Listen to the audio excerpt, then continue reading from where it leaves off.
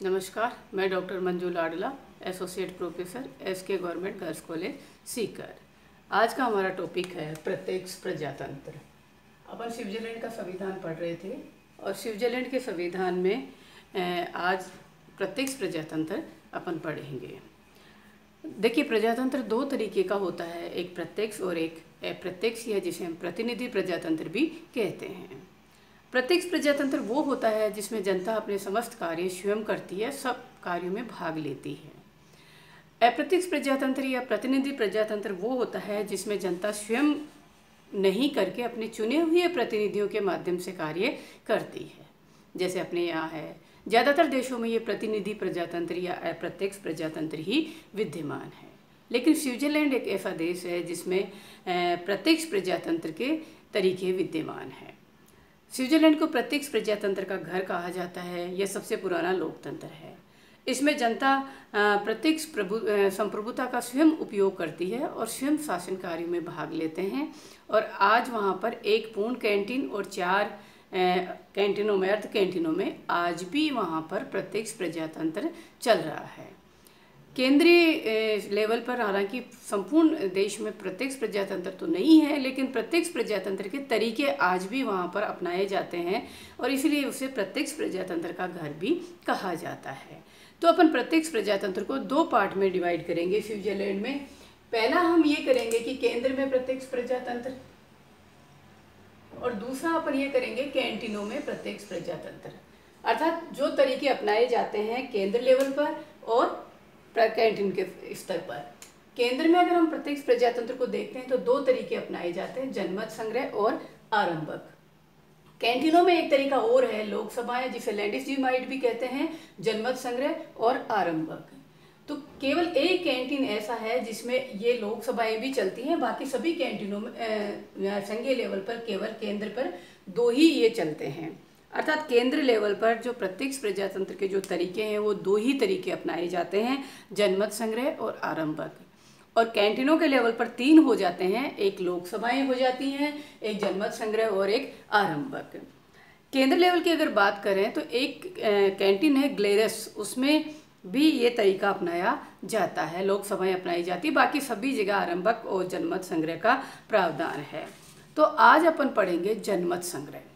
अर्थात केंद्रीय स्तर पर हम पढ़ेंगे प्रत्यक्ष प्रजातंत्र के जो उपकरण हैं उनमें सबसे पहले अपन लेंगे आज जनमत संग्रह या रिफरेंडम। जनमत संग्रह का देखिए शाब्दिक अर्थ होता है आवश्यक सम्मति मांगी जाए, अर्थात जनता इसके माध्यम से अपनी स्वीकृति प्रदान करती है। जनमत संग्रह जनता के पास एक विशेष अधिकार है जिसके द्वारा मतदाता व्यवस्थापिका के द्वारा पारित संवैधानिक या कानूनी प्रस्ताव को स्वीकार और अस्वीकार कर सकते हैं।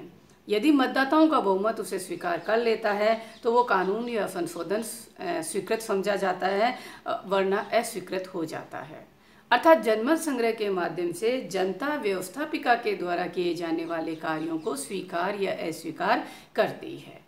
तो जनमत संग्रह एक तरह से जनता की स्वीकृति होती है, जनता की राय जानने का तरीका होता है और स्विट्जरलैंड में ये सभी जगह अपनाया जाता है। जनमत संग्रह को भी हम 2 पार्ट में डिवाइड करेंगे। एक होता है अनिवार्य जनमत संग्रह और एक होता है ऐच्छिक जनमत संग्रह। अनिवार्य जैसे नाम से स्पष्ट है कि अनिवार्य रूप से किसी कानून पर जनता की राय ली जाना, और ऐच्छिक का मतलब है ऐच्छिक जनता द्वारा डिमांड किए जाने पर। तो सबसे पहले अपन देखते हैं अनिवार्य जनमत संग्रह। अर्थात कुछ चीज़ें ऐसी हैं जिनमें अनिवार्य रूप से जनता की राय ली जाती है। सबसे पहले देखिए कौन कौन सी चीज़ों में जनता की राय अनिवार्य रूप से ली जाती है। सबसे पहले आता है पूर्ण संशोधन का प्रस्ताव। संविधान संशोधन के मुद्दे पर अनिवार्य जनमत संग्रह की व्यवस्था होती है और सबसे पहले बात करेंगे अपन पूर्ण संविधान संशोधन के प्रस्ताव पर। पूर्ण संविधान संशोधन का प्रस्ताव 2 परिस्थितियों में अनिवार्य जनमत संग्रह के लिए रखा जाएगा। पहला जो है कंडीशन पहली वो ये होती है कि यदि पूर्ण संशोधन का जो प्रस्ताव है संविधान में वो संसद के किसी सदन द्वारा या संघीय सरकार के द्वारा यदि लाया जाता है या रखा जाता है या प्रस्तावित किया जाता है और उसके संबंध में यदि व्यवस्थापिका के दोनों सदनों में मतभेद है तो वो प्रस्ताव जनमत संग्रह के लिए रखा जाएगा अनिवार्य रूप से।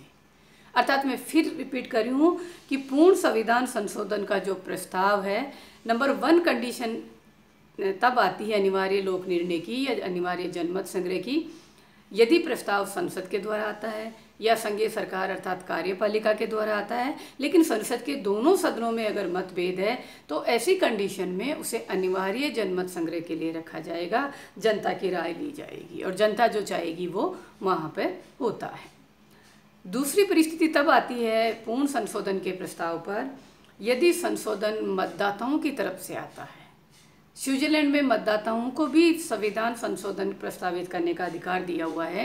1 लाख मतदाता डिमांड कर सकते हैं किसी संविधान में पूर्ण संशोधन करने के लिए। तो यदि मतदाताओं की तरफ से आता है तो चाहे संसद सहमत हो या नहीं हो, उस पर अनिवार्य जनमत संग्रह का प्रावधान होता है। अर्थात मतदाताओं की तरफ से जब भी आएगा तो अनिवार्य जनमत संग्रह का प्रावधान होगा, और संसद या कार्यपालिका की तरफ से अगर आता है और संसद के दोनों सदन में सहमति नहीं होती तो अनिवार्य जनमत संग्रह का प्रावधान किया जाता है। तो पूर्ण संशोधन के प्रस्ताव पर अनिवार्य जनमत संग्रह की व्यवस्था 2 कंडीशन में होती है। अब अपन बात करते हैं आंशिक संशोधन के लिए। अगर संविधान के किसी अंश में संशोधन करना है तो उसके ऊपर भी एक परिस्थिति में अनिवार्य जनमत संग्रह का प्रावधान है। देखिए कब होता है, यदि प्रस्ताव मतदाताओं की तरफ से आता है, अर्थात वही 1 लाख मतदाता यदि संविधान में आंशिक संशोधन का प्रस्ताव करें, वो भी स्वविन्यासित आरंभक के रूप में यदि करेंगे तो ही अनिवार्य जनमत संग्रह का प्रावधान होता है। देखिए अपने संविधान संशोधन का तरीका पहले पढ़ा था, उसमें अपन ने देखा था कि मतदाता संविधान में आंशिक संशोधन का जो प्रस्ताव है वो 2 रूपों में ला सकते हैं मतदाताओं की तरफ से, एक सविन्यासित और एक अविन्यासित। सविन्यासित में ये था कि मतदाता संशोधन का प्रस्ताव तैयार करके संसद में रखते हैं, और अविन्यासित में ये होता है कि केवल इच्छा व्यक्त कर देते हैं, सुझाव दे देते हैं कि संविधान में ये संशोधन होना चाहिए। तो यदि मतदाताओं की तरफ से जो प्रस्ताव आता है और वो सविन्यासित आरंभक के रूप में यदि आता है तो उसके ऊपर संघीय संसद जनमत संग्रह करवाएगी अनिवार्य रूप से, चाहे वो सहमत हो या नहीं हो, अनिवार्य जनमत संग्रह का प्रावधान होता है। यदि संसद मान लीजिए सहमत नहीं है तो वो जनमत संग्रह के अंदर जनता से उसे स्वीकार अस्वीकार करने की सिफारिश कर सकती है, और यदि वो चाहे तो अपना एक वैकल्पिक प्रस्ताव तैयार करके भी उसके साथ में लगा सकती है, स्वयं का प्रस्ताव तैयार करके, और उसके पश्चात वो जनता और कैंटीनों के पास भेज सकती है। तो जनता और कैंटीन दोनों प्रस्तावों पर एक साथ जनमत संग्रह करते हैं, अपनी राय देते हैं, और जो प्रस्ताव जनता और कैंटीनों का बहुमत जिस प्रस्ताव को स्वीकार कर लेता है वो मान्य होता है। अर्थात आंशिक संशोधन पर भी अनिवार्य जनमत संग्रह का प्रावधान है, और वो तब होता है जब जनता की तरफ से आता है और सविन्यासित आरंभक के रूप में वो प्रस्ताव आता है। तो स्विट्जरलैंड में संविधान संशोधन, पूर्ण संशोधन और आंशिक संशोधन पर अनिवार्य जनमत संग्रह का प्रावधान है। इसके अलावा तीसरी और कंडीशन आती है जिसमें अनिवार्य जनमत संग्रह का प्रावधान होता है, और वो होता है इस संविधान संशोधन की पुष्टि करना। देखिए पहला जो आया था अनिवार्य जनमत संग्रह, ए और बी पार्ट जो अपन ने देखा अभी, वो आंशिक और पूर्ण संशोधन के प्रस्ताव के ऊपर जनमत संग्रह था। अब अपन बात कर रहे हैं उस संशोधन का जब प्रारूप बन जाता है, वो पास हो जाता है, उसके पश्चात फिर मतदाताओं के पास अनिवार्य जनमत संग्रह के लिए जाता है, कैंटीन और मतदाताओं दोनों के पास जाता है, और कैंटीन और मतदाताओं का बहुमत अगर उसे स्वीकार कर लेता है तो ही वो संशोधन होगा, वरना नहीं होगा। तो अंतिम रूप से संशोधन की पुष्टि के लिए भी अनिवार्य जनमत संग्रह का प्रावधान है।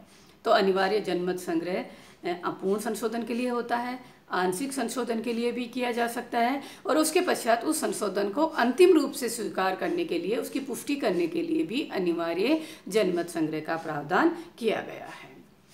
उसके पश्चात अपन बात करते हैं नंबर 2 ऐच्छिक जनमत संग्रह का। जैसा कि नाम से ही स्पष्ट है कि जनता मांग कर सकती है, जनता की इच्छा पर निर्भर करता है। ये जो ऐच्छिक जनमत संग्रह है वो संघीय कानूनों के ऊपर है। केंद्र सरकार या संघ सरकार जो भी कोई कानून बनाएगी, कोई नियम बनाएगी या कोई ऐसा आदेश जारी करेगी कानून के माध्यम से, तो उसके ऊपर जनता को जनमत संग्रह करने का इच्छा व्यक्त करने का अधिकार है। स्विट्जरलैंड में ये प्रावधान है कि वहाँ पर जो भी कानून बनाया जा रहा है उसके प्रकाशित होने के 90 दिन के अंतर्गत अर्थात 3 महीने के अंतर्गत 50,000 मतदाता उस कानून पर ऐच्छिक जनमत संग्रह की मांग कर सकते हैं। यदि जनता ने कर दिया ऐच्छिक जनमत संग्रह की मांग और उसके पश्चात अंतिम निर्णय जनता का होगा, जनता जो निर्णय देगी वो मान्य होगा। तो संघीय कानूनों के ऊपर ऐच्छिक जनमत संग्रह का प्रावधान है। इसी तरह हमने पहले देखा था कि केंद्र सरकार किसी कानून को अति आवश्यक घोषित कर सकती है, लेकिन अगर वो अति आवश्यक घोषित कानून 1 वर्ष से ज़्यादा समय के लिए अगर उसको रखना है तो उसके ऊपर भी जनमत संग्रह का प्रावधान है। इसी तरह ऐच्छिक जनमत संग्रह का प्रावधान है, जनता से किया जाएगा। इसी तरह अगर अपन बात करें कोई संधि है अंतर्राष्ट्रीय या कोई समझौता है तो इस तरह के जो कानून हैं उनके ऊपर ऐच्छिक जनमत संग्रह का प्रावधान है। तो अनिवार्य जनमत संग्रह भी होता है, वहाँ ऐच्छिक जनमत संग्रह संघीय कानूनों के ऊपर लागू होता है और 90 दिन के अंतर्गत जनता इसकी डिमांड कर सकती है और किसी कानून को स्वीकार अस्वीकार कर सकती है। इस तरह केंद्र में जनमत संग्रह का प्रावधान किया गया है। इस जनमत संग्रह की व्यवस्था का सबसे बड़ा फायदा ये होता है कि इसके माध्यम से जनता की वास्तविक इच्छा का ज्ञान हो जाता है कि जनता क्या चाहती है, ये सरकार को पता लग जाता है, उसकी वास्तविक इच्छा का ज्ञान होता है। इसके साथ ही इसका सबसे बड़ा फायदा ये भी है कि जनता अपनी संप्रभुता का वास्तव में प्रयोग कर रही है, व्यवहार में इसका इस्तेमाल कर रही है। व्यवस्थापिका इसकी वजह से निरंकुश नहीं हो सकती, मनमानी नहीं कर सकती, उसके ऊपर प्रतिबंध बना रहता है और व्यवस्थापिका निरंतर जागरूक रहती है, सतर्क रहती है, क्योंकि उसके द्वारा बनाए कानून को कहीं जनता अस्वीकार नहीं कर दे। इसके साथ साथ ही इसमें शासकों अर्थात सरकार और नागरिकों में निरंतर संपर्क भी बना रहता है और ये तरीका स्विट्जरलैंड में बहुत ही अच्छी तरह से संचालित किया जा रहा है। ये तरीका केंद्र में भी है और कैंटीनों में भी चलता है। तो दोनों ही लेवल पर जनमत संग्रह का प्रावधान किया गया है। धन्यवाद।